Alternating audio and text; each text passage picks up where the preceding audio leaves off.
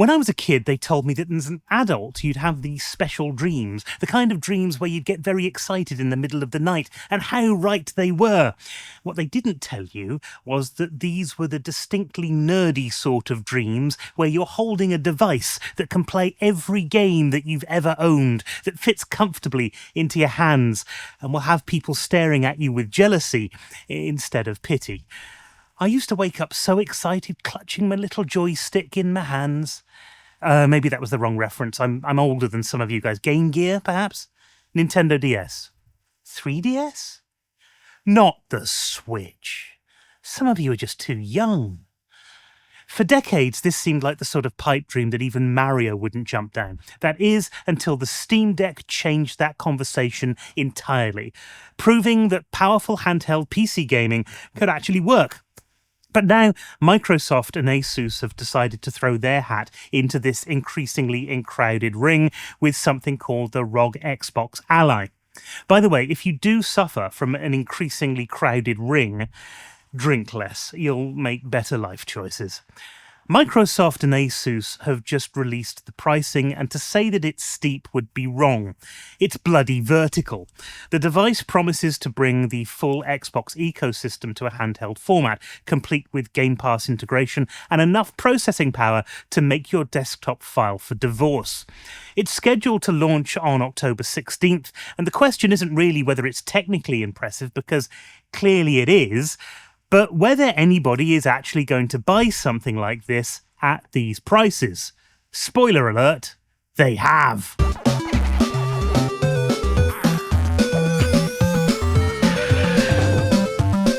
The handheld gaming market in 2025 is nothing like the barren wasteland it was just a few short years ago.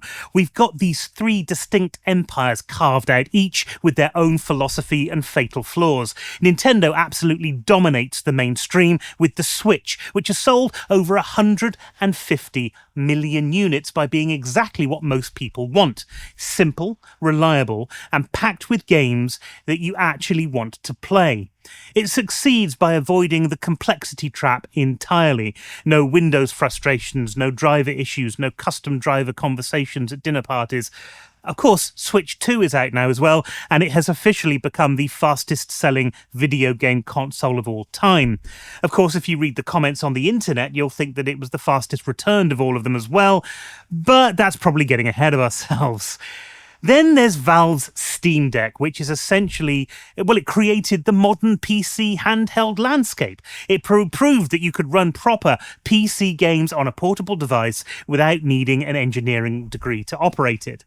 The Steam Deck succeeds because it strikes that critical balance between power and accessibility, often selling for as little as $400 when Valve decides to be generous with their discounts. It's Linux-based, curated, and refreshingly honest about what works and what doesn't. And scattered throughout this landscape are various Windows-based handhelds from companies like GPD, Ioneo, OnePlayer, MSI, most of which cost more than my first car and appeal primarily to people who consider thermal throttling a fantastic conversation starter at Sunday lunch. These devices represent the bleeding edge of handheld performance, but they're also walking contradictions. They're powerful enough to run anything, complex enough that you'll spend half of your gaming time troubleshooting instead of playing. Into this market steps the ROG Xbox Ally series, which Asus and Microsoft have decided to price like a premium whiskey. The standard ROG Xbox Ally costs $599.99, whilst the premium Ally X hits $999.99. That officially makes it the most expensive Xbox-branded device ever released.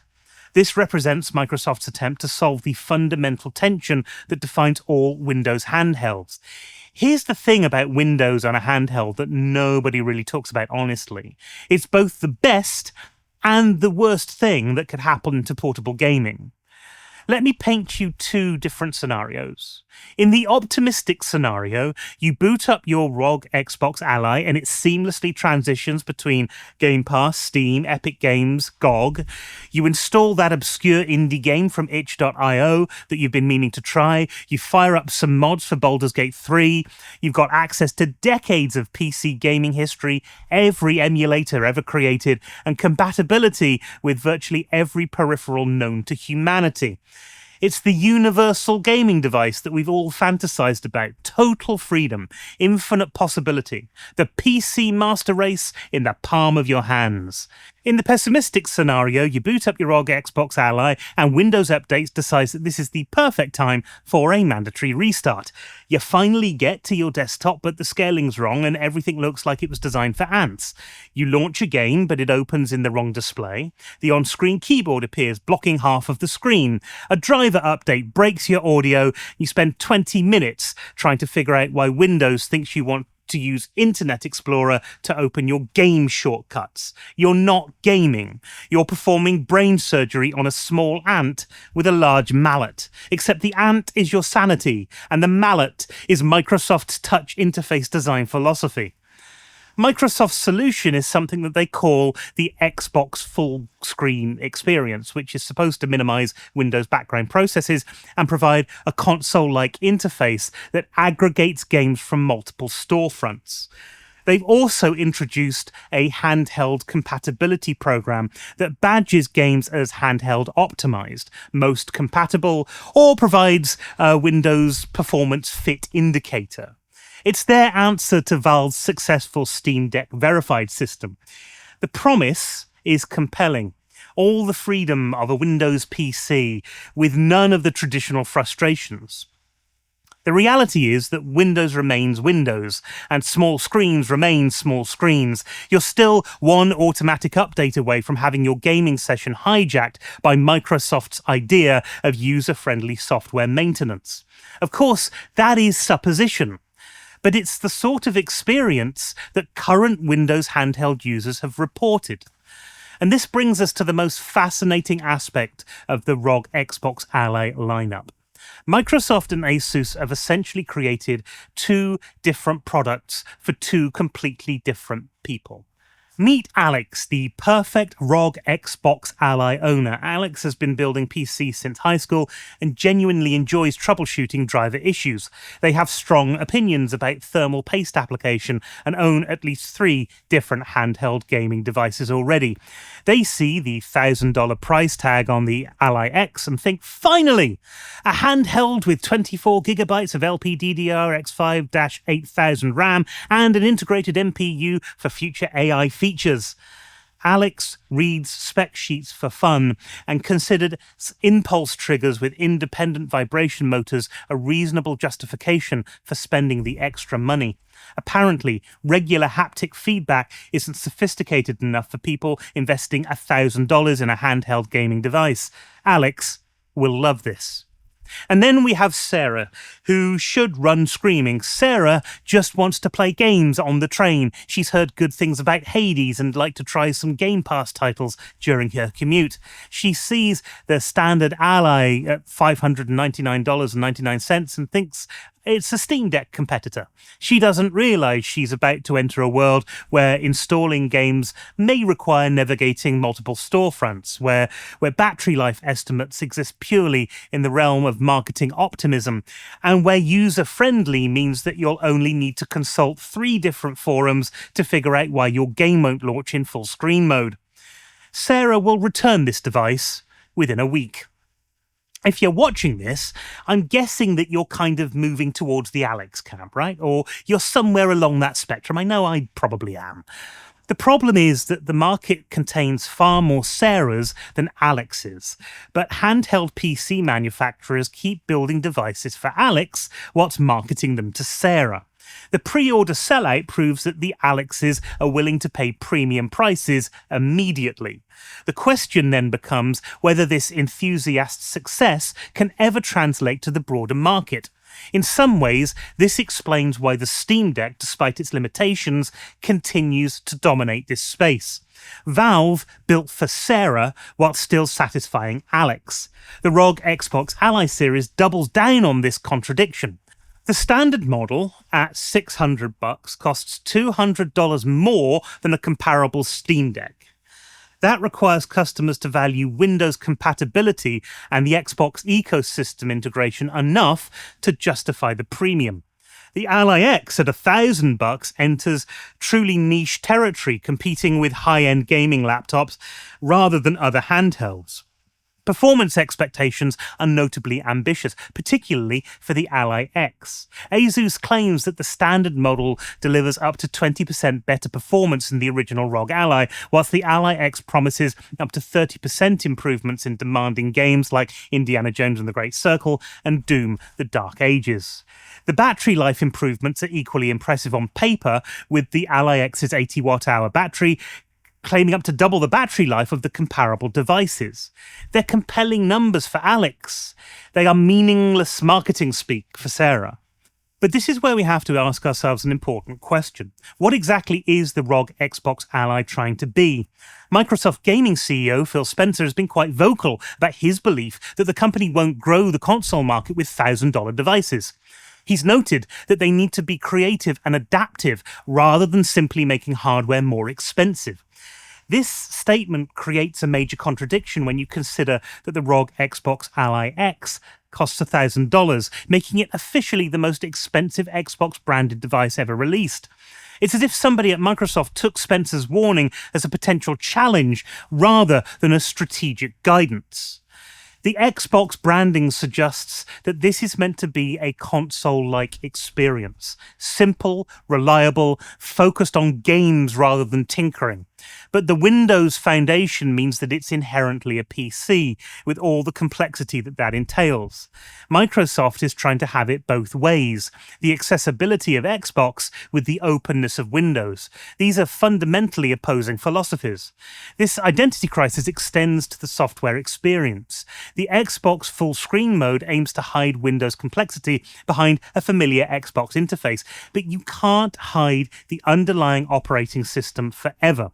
Eventually, Sarah is going to need to download a game from Steam or install a driver update or troubleshoot why their controller isn't working, and suddenly you're back in Windows land, wondering why the Xbox device is asking to configure display scaling. The AI capabilities exclusive to the Ally X represents Microsoft's attempt to future-proof the device, but they also highlight this identity confusion.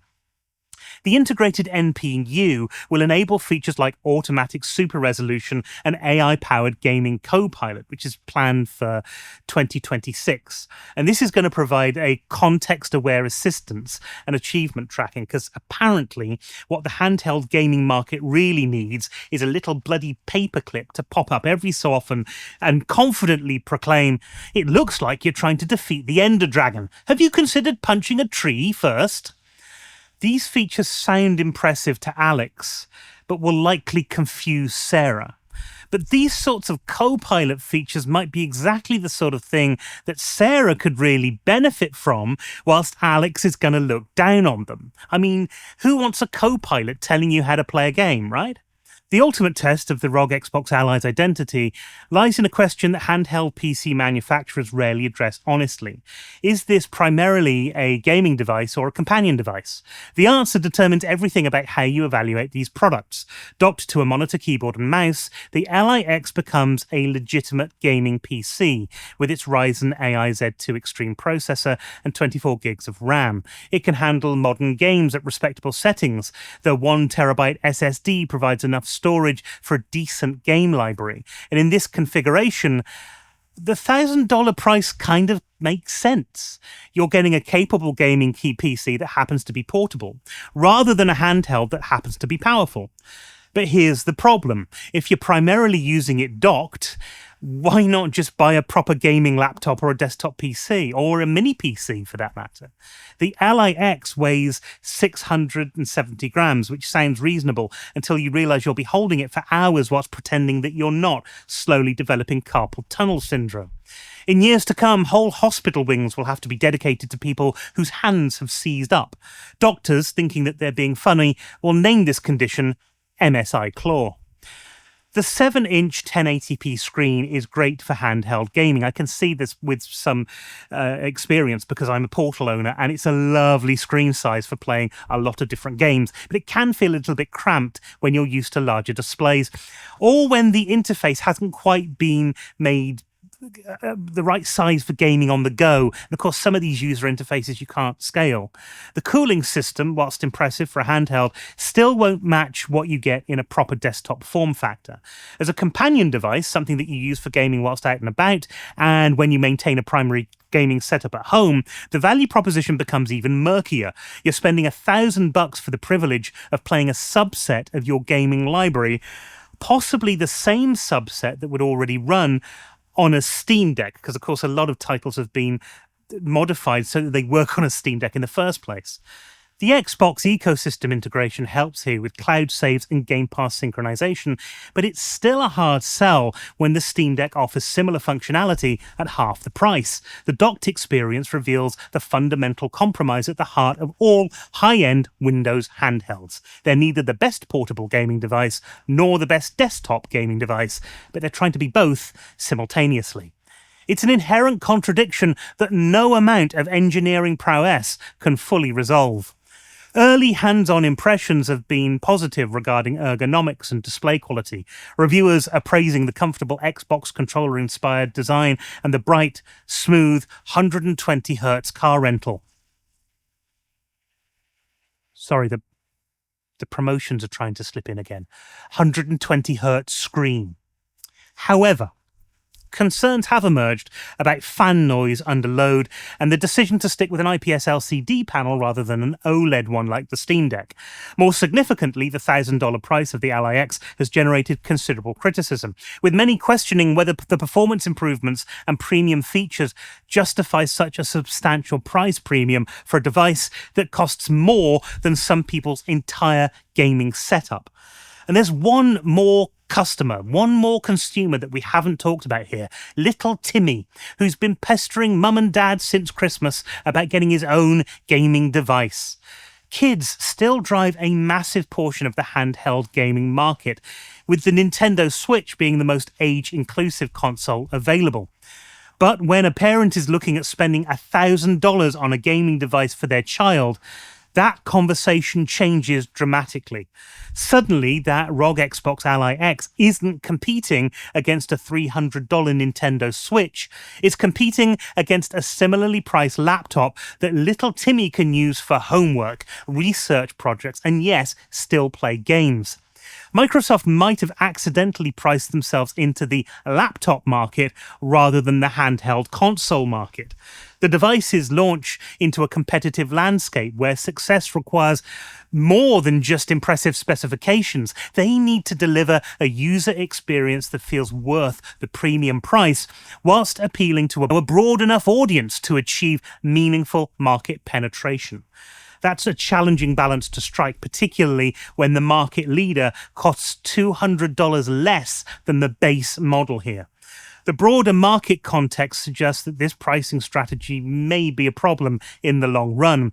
The handheld PC market, whilst growing rapidly with a projected 20% compound annual growth rate, remains relatively small at approximately 6 million total units sold across all manufacturers. The Steam Deck dominates this space with over 4 million units sold, largely because of its aggressive pricing and its streamlined software experience. Premium Windows handhelds typically sell in much smaller volumes overall, suggesting a limited appetite for a $1,000 portable gaming device, even if Alex gets his order in first. I mean, the Xbox branding could make some change. We'll have to wait and see. But to give you some idea, the console market alone pulls in up to 40 million unit sales every year, and the PC market is worth around around $60 billion every year. This is really a tiny niche. What makes this launch particularly significant is that it represents Microsoft's first official entry into handheld gaming hardware. This is a strategic move by Microsoft to establish a foothold in portable gaming whilst leveraging their Game Pass ecosystem. The success or failure of these devices will likely influence Microsoft's future hardware strategy and could determine whether we see more first-party Xbox handhelds or a retreat into software and services. The pre-order sellout suggests that Microsoft and Asus have successfully captured the enthusiast market. But time will tell whether this initial victory can expand beyond the Alex demographic to reach the Sarahs of the world. But what do you think? I would love to know if you think that this new device is something that you would want to pick up, if the price is just a bit too much, or if you've hitched your wagon to a completely different star. Let me know in the comments below, and whilst this is it for this video, the conversation will continue. Now, if you'd like to see more of these videos and would like to help this channel out, please do like and subscribe this video for free, or you can nip over to the Patreon link in the description and help me try to be able to afford as many of these new consoles as possible to test out for you. But that's it for this video. Until next time, happy gaming.